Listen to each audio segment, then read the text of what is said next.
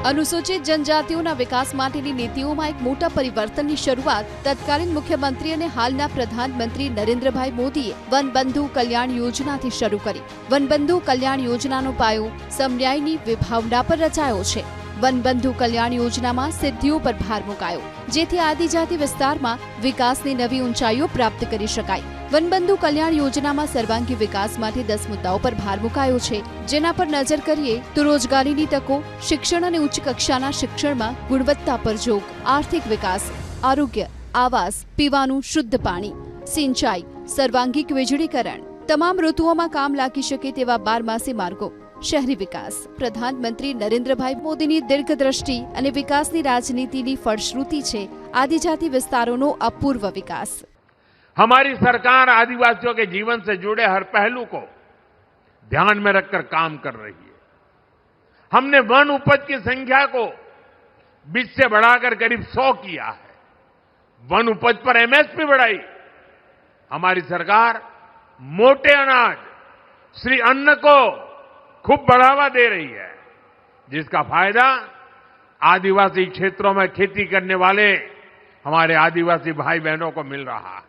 वनबंधु कल्याण माटेनो निश्चय राज्य सरकारना बजेटमां नजरे पड़े छे। मुख्यमंत्री भूपेन्द्रभाई पटेलना नेतृत्ववाળી सरकारे वर्ष 2025-26ના बजेटमां वनबंधु कल्याण माटे 30,000 करोड़ रूपियानी फाळवणी करी। आदिजाति विस्तारोमां आ दरमियान करोड़ों रूपियानुं बजेट धरावती अनेक योजनाओनो अमल थयो। वनबंधुओना कल्याण माटे राज्य सरकार असरकारक रीते कार्य करी रही छे। वनबंधु कल्याण योजना 1 ने मळेली सफळताने परिणामे આપણે વનબંધુ કલ્યાણ યોજના 2 અમલમાં મૂકી છે। 21 થી 26 સુધી આપણે વધુ 1 લાખ કરોડની જોગવાઈ સાથે આ યોજના શરૂ કરી છે। વનબંધુ કલ્યાણ યોજના 2 અંતર્ગત કુલ 22,025 કરોડની માતબર રકમની જોગવાઈ આ બજેટમાં પણ કરવામાં આવી છે। નાણાંના અભાવે આદિવાસી વિસ્તારના વિકાસના કામો ક્યારે પણ અટકવાના નથી। मध्य गुजरातना दाहोद जिल्लामां 80% वस्ती आदिजाति समुदायनी छे।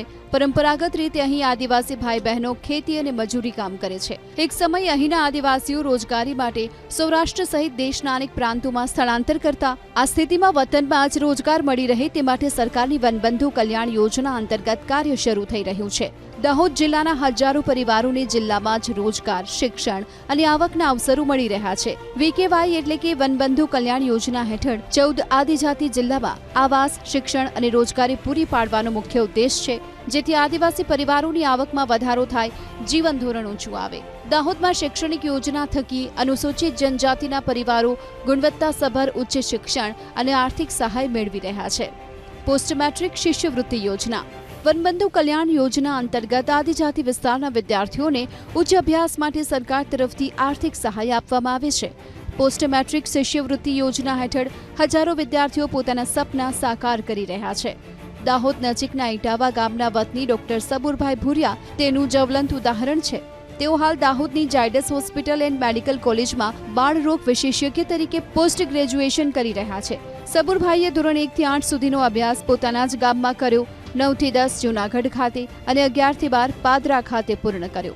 બાળપણથી જ ડોક્ટર બનવાનો સંકલ્પ કર્યો હતો, પરંતુ આર્થિક પરિસ્થિતિ નબળી હોવાથી મુશ્કેલી ઊભી થઈ। તેમના પિતા ખેતમજૂરી કરતા હતા। શાળાના શિક્ષકોએ તેમને વનબંધુ કલ્યાણ યોજનાની પોસ્ટ મેટ્રિક શિષ્યવૃત્તિ વિશે માહિતી આપી। તેમણે અરજી કરી અને 2017માં અમદાવાદ સિવિલ હોસ્પિટલ ખાતે MBBSમાં પ્રવેશ મેળવ્યો। 3 વર્ષના અભ્યાસ દરમિયાન તેમને દર વર્ષે અંદાજે 27 લાખ અને કુલ મળીને આશરે 80 લાખ જેટલી સહાય મળી। રહેવા જમવા સહિતની સુવિધાઓ મળતા તેઓ નિર્વિઘ્ન અભ્યાસ કરી શક્યા। આજે તેઓ દાહોદમાં સેવા આપી રહ્યા છે। જે આપણા જે આદિવાસી વિસ્તારના જે આદિવાસી છોકરાઓ માટે છે, જે મા બાપ ગરીબ છે કે આજે આટલી બધી ઊંચી ફી ના ભરી શકાય, એ માટે ગવર્મેન્ટની એક સ્કીમ ચાલે છે, જે વનબંધુ કે જે અમ્બ્રેલા સ્કીમ ડિજિટલ ગુજરાતના મારફતે મળતી હોય છે। સરકારનો આભાર માનીશ કે આ સ્કીમના મારફતે આપણને ગરીબને બહાર કાઢવાનો સારામાં સારો રસ્તો છે। वर्ष 2025-26 नाणाकीय वर्ष दरमियान दाहोद जिल्लामां 31,000 थी वधु विद्यार्थीओए पोस्ट मेट्रिक शिष्यवृत्ति योजनानो लाभ लीधो। कुल 42 करोड़थी वधुनी रकम शिक्षण माटे फाळवाई छे। વધારાની 90 અરજીઓ માટે 2 કરોડથી વધુની રકમ મંજૂર કરવામાં આવી। પોસ્ટ મેટ્રિક શિષ્યવૃત્તિની યોજના પર એક નજર કરીએ તો ઉદ્દેશ્ય છે આર્થિક રીતે નબળા વર્ગના વિદ્યાર્થીઓને ઉચ્ચ શિક્ષણ માટે સહાય. પાત્રતા: અનુસૂચિત જનજાતિ વર્ગના ધોરણ 10 પાસ વિદ્યાર્થી. આવક મર્યાદા: સામાન્ય રીતે વાર્ષિક 2.50 લાખ કે તેથી ઓછી. લાભ: ટ્યુશન ફી તથા અન્ય શૈક્ષણિક ખર્ચની સહાય. અરજી પ્રક્રિયા: ડિજિટલ ગુજરાત પોર્ટલ પર ઓનલાઈન અરજી. જરૂરી દસ્તાવેજો: જાતિ પ્રમાણપત્ર, આવક પ્રમાણપત્ર, માર્કશીટ, આધાર કાર્ડ, આધાર સીડીડ, બેંક પાસબુક, ફી રસીદ અથવા તો બોનોફાઇડ સર્ટિફિકેટ. વનબંધુ કલ્યાણ ટ્રેક્ટર સહાય યોજના. આદિવાસી વિસ્તારના ખેડૂતો ખેતી દ્વારા જીવન નિર્વાહ કરે છે. ખેતીમાં આધુનિક સાધનો મળે તે માટે વનબંધુ કલ્યાણ ટ્રેક્ટર સહાય યોજના અમલમાં છે. દાહોદના ધામરડા ગામના રામસિંહભાઈ સેવાભાઈ રાઠોડ વર્ષોથી બળદથી ખેતી કરતા હતા. સરકારની ટ્રેક્ટર સહાય યોજનાની માહિતી મળતા તેમણે આઈ ખેડૂત પોર્ટલ પર અરજી કરી. 6 લાખથી વધુની કિંમતના ટ્રેક્ટર પર તેમને 1 લાખની સહાય મળી. ટ્રેક્ટર મળતા સમય અને મજૂરી ખર્ચમાં ઘટાડો થયો અને આવકમાં વધારો થયો. તો ટેટકરથી ખેતી કરે તો ટાઈમ ઓછો લાગે છે અને ઘરનું બી થઈ જાય અને બહારનું બી કરી આવે છે. બળદથી ખેતી કરતા હતા ત્યારે એમને ટાઈમ લાગતેલો, આખો દિવસ નીકળી જતેલો.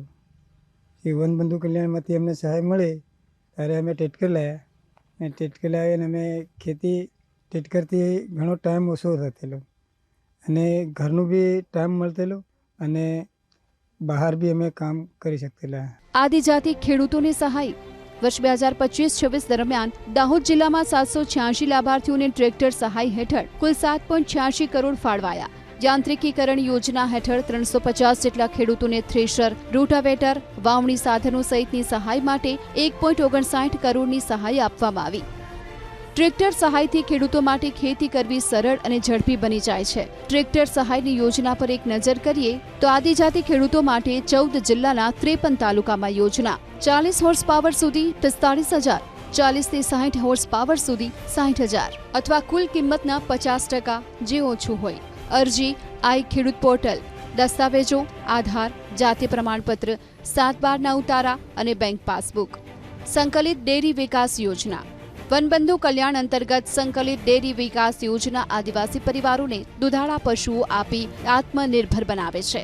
બીરાખેડી ગામના અમિતભાઈ ડાંગીનું ઉદાહરણ પ્રેરણાદાયક છે. 2015માં તેમણે યોજના હેઠળ 2 ગાય મેળવી અને શરૂઆત કરી. વર્ષો દરમિયાન પશુ સંખ્યા વધારતા ગયા અને આજે તેમના તબેલામાં 40 ગાય અને 7 ભેંસો છે, જે દૈનિક આશરે 350 લીટર દૂધ આપી રહી છે.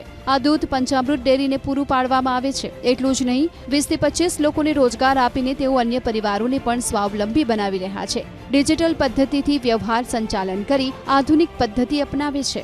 વનબંધુ કલ્યાણમાંથી મેં લાભ લીધો છે અને મેં લોકોને અપાયો બી છે.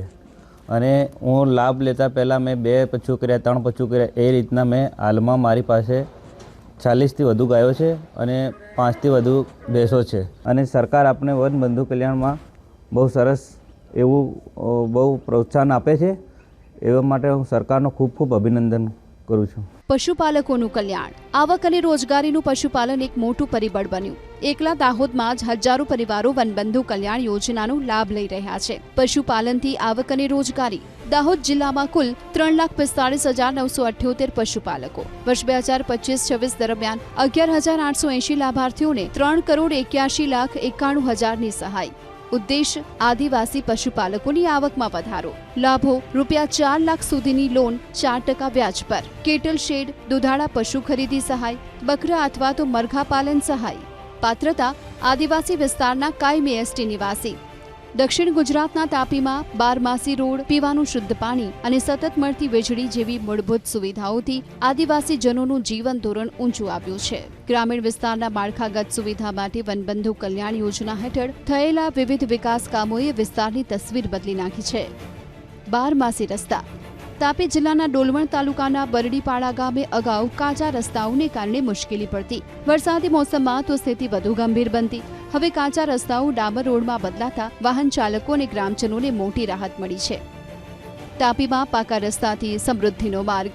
10 વર્ષમાં 321 કાચા રસ્તાનું ડામરમાં રૂપાંતર. 665 માર્ગોનું રિસરફેસિંગ. 9 માર્ગો પહોળા કરાયા. 15 રસ્તાઓની યોજનાના કારણે તાપી જિલ્લામાં ગ્રામ્ય કનેક્ટિવિટી મજબૂત છે. ખેડૂત અને વેપારી વ્યવસાય માટે આ રસ્તો લાભદાયી પુરવાર થઈ રહ્યા છે. આજની સરકારોએ રોડ રસ્તા ખૂબ સારી રીતના બનાવ્યા છે, ત્યારે અમારા વિસ્તારના લોકો માટે અવર જવર માટે, સ્કૂલ માટે તેમજ કોઈ પણ અપડાઉન કરતા હોય, નોકરિયાત હોય, દરેક સમયસર પહોંચી જતા હોય છે. આ ભૂપેન્દ્ર પટેલની સરકાર અને મોહનભાઈનો અમે ખૂબ ખૂબ આ વિસ્તાર વતી આભાર માનીએ છીએ. વીજળીથી જીવનમાં ઉજાસ. છેલ્લા 4 વર્ષમાં તાપી જિલ્લામાં વીજળી બાબતે ખૂબ મોટું કાર્ય થયું. જે ગામો અંધકારમાં ગરકાવ હતા ત્યાં જે નિયમિત વીજળી પુરવઠાને કારણે પ્રગતિ રૂપે અજવાળા પથરાયા છે. વીજળીની સુવિધા. તાપીમાં 4 વર્ષમાં 262 નવા વીજ ટ્રાન્સફોર્મર સ્થાપિત, 11 નવા ફીડર, 180 કિમી કોટેડ વાયર. ગુણવત્તાસભર અને સતત વીજ પુરવઠો સુનિશ્ચિત થવાને કારણે ખેતી અને ઉદ્યોગમાં ઉત્પાદકતા પણ વધી છે. 2014 પછી મોદી સરકાર આવી અને મોદી સરકાર દ્વારા જ્યોતિગ્રામ યોજના અંતર્ગત અને વનબંધુ કલ્યાણ યોજના અંતર્ગત દરેક અમારા આ વિસ્તારના અંતરિયાળ વિસ્તારના ગામડાઓમાં વીજળી આપવાની શરૂઆત કરી અને આજે ઘરે ઘરે વીજળી ચાલી રહી છે. સૌ લોકો ખુશ છે, કોઈ અંધકારમાં રહેતું નથી અને વીજળીથી અમારે સર્વ લોકોની ખેતીમાં ઘણો સુધારો થયો છે. લોકો ખેતી કરતા થયા છે, વીજળીથી ખેતી કરતા થયા છે અને ઘરે ઘરે વિકાસ થયો છે અને અમે સરકારના ઘણા આભારી છીએ.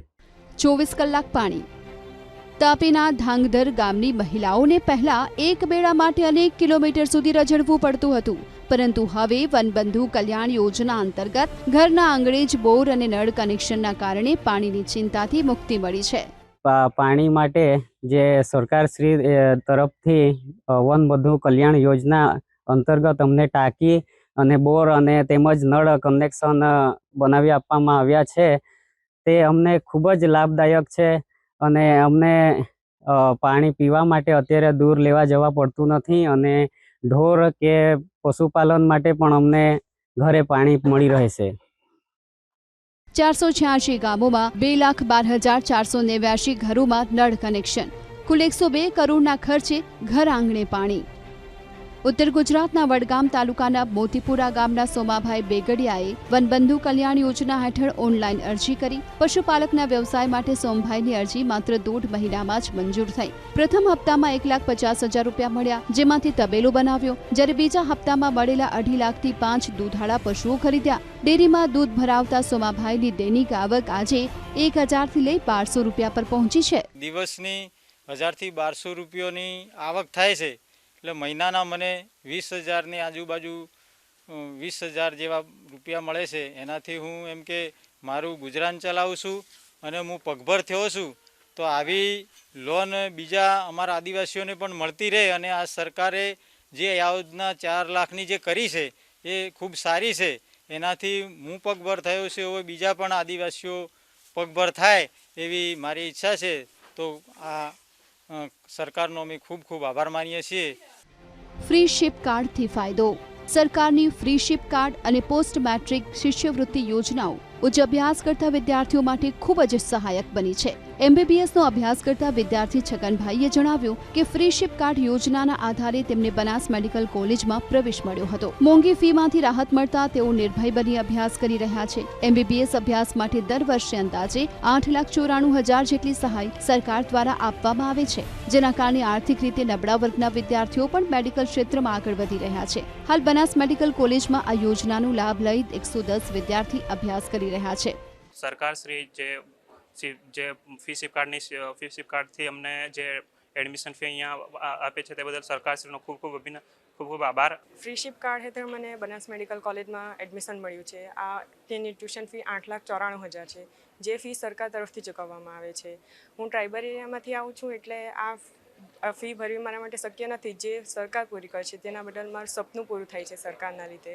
તેના બદલ સરકારનો ખૂબ ખૂબ આભાર. નર્મદા જિલ્લામાં પણ વનબંધુ કલ્યાણ અંતર્ગત આશ્રમ શાળાઓ અને એકલવ્ય મોડલ રેસિડેન્શિયલ સ્કૂલનો હજારો વિદ્યાર્થીઓ લાભ મેળવી રહ્યા છે. સરકારની એક વનબંધુ કલ્યાણ યોજના દ્વારા હું આદર્શ નિવાસી શાળા મિસ્ટર ગળેશ્વરમાં અભ્યાસ કરું છું. આ શાળામાં ખાવા, પીવા, રહેવા અને પુસ્તકોની સુવિધા છે.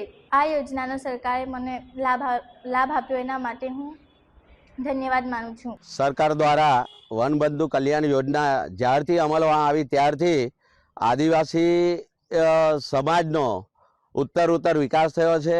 એની અંદર માળખાકીય સુવિધાઓ બધી સરકારે આવરી લીધેલી છે, જેવી કે રોડ, રસ્તા, કૃષિ ક્ષેત્રે અને શિક્ષણ ક્ષેત્રે આદિવાસી બાળકોને બધી સુવિધાઓ મળતી થઈ ગઈ. વહીવટી તંત્ર પણ આદિવાસી કલ્યાણની યોજના લાભો પહોંચાડવા માટે સતત કાર્યરત છે. નર્મદા જિલ્લામાં આ તમામ યોજનાઓનું અમલીકરણ તથા મોનિટરિંગ પ્રાઇવેટના વહીવટદારની કચેરી રાજપીપળા દ્વારા કરવામાં આવે છે. તે માટે આપણા જિલ્લામાં આદર્શ નિવાસી શાળાઓ, એકલવ્ય મોડલ રેસિડેન્શિયલ સ્કૂલ, આશ્રમ શાળાઓ, ગર્લ્સ લિટરસી રેસિડેન્શિયલ સ્કૂલ તથા મોડેલ સ્કૂલ તથા છાત્રાલયો વગેરે ચલાવવામાં આવે છે. તથા બાળકોને ઉચ્ચ શિક્ષણ માટે પ્રોત્સાહન મળી રહે તે માટે પ્રી મેટ્રિક અને પોસ્ટ મેટ્રિક સ્કોલરશિપ તથા ફ્રીશિપ કાર્ડ જેવી યોજનાથી પણ એમને પ્રોત્સાહન આપવામાં આવે છે. વનબંધુ કલ્યાણ યોજના થકી આદિજાતિ સમુદાય માટે વિકાસનો રાજમાર્ગ ખુલ્યો છે. માળખાગત સુવિધા અને આર્થિક સહાયથી આદિવાસી ભાઈ બહેનો મુખ્ય પ્રવાહમાં ભળી વિકાસની નવી ઊંચાઈઓ આંબી રહ્યા છે. પ્રધાનમંત્રી નરેન્દ્રભાઈ મોદીના માર્ગદર્શન હેઠળ રાજ્યના મુખ્યમંત્રી ભૂપેન્દ્રભાઈ પટેલ વનબંધુઓના કલ્યાણ માટે કટિબદ્ધ છે.